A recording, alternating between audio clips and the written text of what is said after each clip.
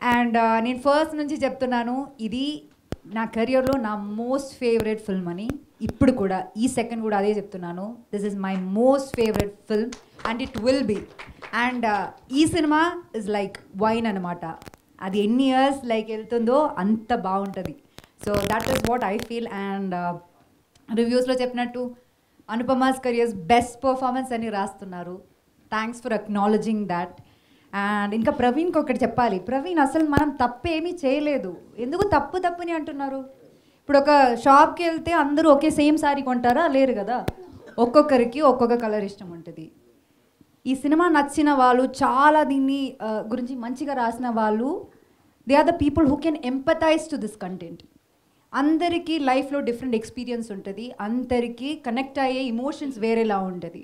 కొంతమందికి commercial cinema అంటే వెళ్ళి ఎంజాయ్ చేయడం తప్ప వేరే ఏమి వాళ్ళకి ఉండదు ఐడియా. అది తప్పు చెప్పలేము, బికాజ్ వాళ్ళు సంపాదిస్తున్నారు, ఆ చిన్న డబ్బులతో what ever they can afford, ఆ ఎంటర్టైన్మెంట్ కావాలి.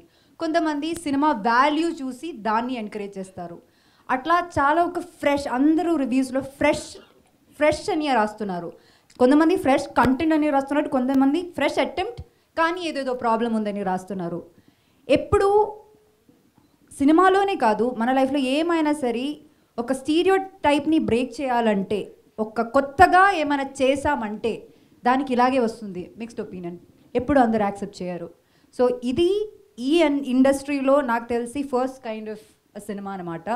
అండ్ దాన్ని చాలామందికి అప్రిషియేట్ చేస్తున్నారు. చెప్పినట్టు చాలా నేషనల్ మీడియా సినిమా గురించి మంచిగా తెలిసిన వాళ్ళు చాలా బాగా రాశారు.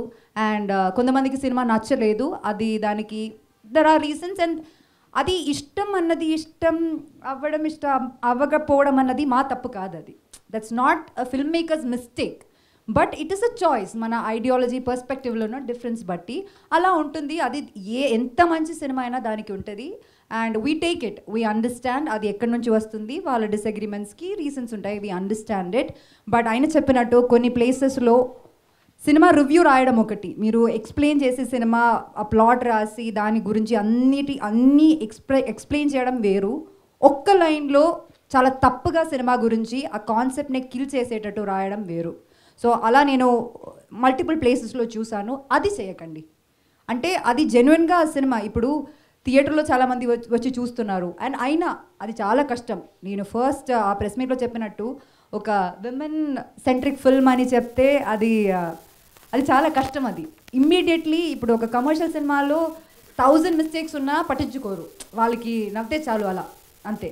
ఇది ఒక విమెన్ సెంట్రిక్ ఫిల్మ్ కదా, సో అది క్రిటికలీ అక్లెయిమ్డ్ అవ్వాలి కదా, అది పర్ఫెక్ట్ ఉండాలి కదా అని దాన్ని డైరెక్టర్ గారు చెప్పినట్టు మ్యాగ్నిఫైయింగ్ గ్లాస్తో చూస్తారు. అండ్ అది తప్పని చెప్పట్లేదు, కానీ at least appreciate the effort that we put in to make something new.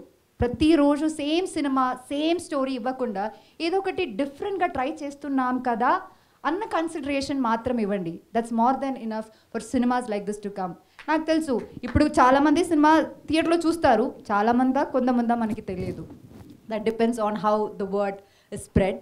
కానీ ఇంకా ఈ సినిమా ఓటీటీలో రిలీజ్ అవుతుంది కదా, నాకు తెలుసు, we know that the applause and appreciation that's gonna get. And అది సరిపోదు. అంటే ఒక సినిమా ఇలా చేసినప్పుడు దాన్ని ఎంకరేజ్ చేస్తే ఇలాంటి మంచి మంచి సినిమాలు వస్తాయి. అండ్ ప్రాబబుల్లీ ఎంకరేజ్ చేయడం ఇష్టం లేదేమో, ఇలాంటి కాంటెంట్ రాకూడదని అనుకుంటున్నారేమో తెలియదు.